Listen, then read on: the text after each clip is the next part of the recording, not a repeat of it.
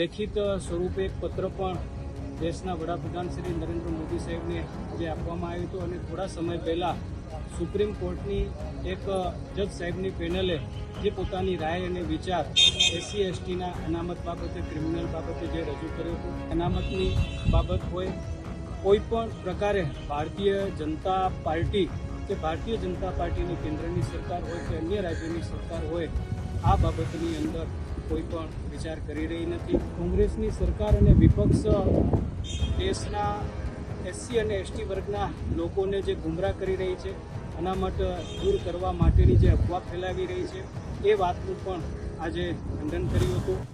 Supreme કોર્ટે અનુસૂચિત જાતિ અને અનુસૂચિત જનજાતિના અનામત વિશે 2024ની પહેલી જ તારીખે ઓગસ્ટની પહેલી તારીખે ઐતિહાસિક ચુકાદો આપ્યો હતો.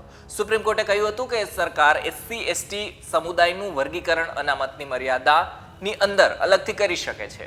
આ મામલે 7 જજે ચુકાદો આપ્યો હતો અને જેમાં 6 જજે અનામતના પેટા વર્ગીકરણની તરફેણમાં ચુકાદો આપ્યો હતો. જોકે એક જજ છે એમણે વિરોધમાં ચુકાદો આપ્યો હતો. ત્યારે અનુસૂચિત જાતિ અને અનુસૂચિત જનજાતિ માટે અનામતના ક્રિમિલેયરની જોગવાઈ હોવી જોઈએ અને અન્ય પછાત વર્ગ એટલે કે ઓબીસી માટે પણ ક્રિમિલેયરની અલગથી જોગવાઈ હોવી જોઈએ એવી ભલામણ કરી હતી.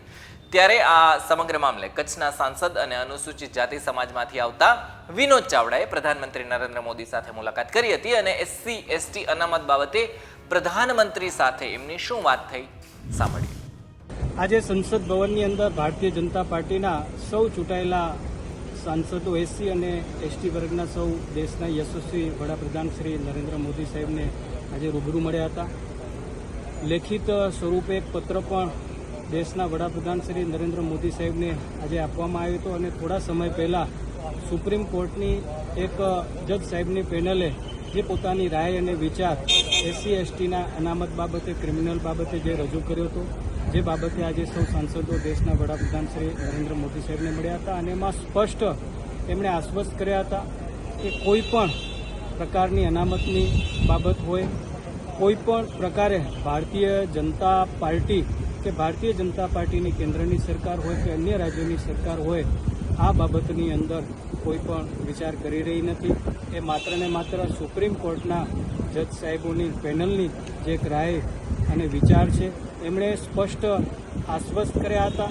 આ માત્ર ને માત્ર જે પ્રકારે દેશમાં કોંગ્રેસની સરકાર અને વિપક્ષ દેશના એસસી અને એસટી વર્ગના લોકોને જે ગુમરાહ કરી રહી છે, અનામત દૂર કરવા માટેની જે અફવા ફેલાવી રહી છે એ વાતનું પણ આજે ખંડન કર્યું હતું અને સૌ સાંસદોએ સાથે મળી કરીને આજે દેશના વડાપ્રધાન શ્રી નરેન્દ્ર મોદી સાહેબને રજૂઆત પણ કરી. આ મામલે તમારું શું કહેવું છે અમને કમેન્ટમાં લખી અને જણાવો. જોતા રહો વાઇબ્સ ઓફ ઇન્ડિયા. ધન્યવાદ.